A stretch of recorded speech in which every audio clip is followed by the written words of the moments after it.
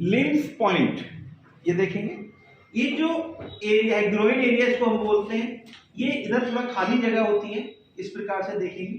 तो यहाँ पर हमें लिम्फ पॉइंट देना है, और ये पॉइंट हम जब देते हैं तो अपनी एडी से देते हैं, इस प्रकार से एडी को रखना है।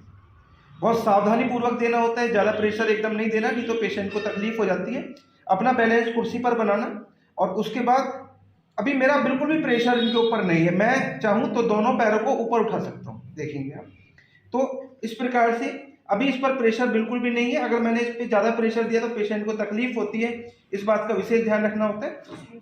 अपना बैलेंस कुर्सी पर बनाना, फिर दूसरे पैर की एड़ी को इस प्रकार से रखना, और 6 सेकेंड हमें होल्ड करना है। 1 2 3 4 5 6, 1 2 3 4 5 6, 1 2 3 4 5 6, 1 2 3 4 5 6, 1 2 3 4 5 6।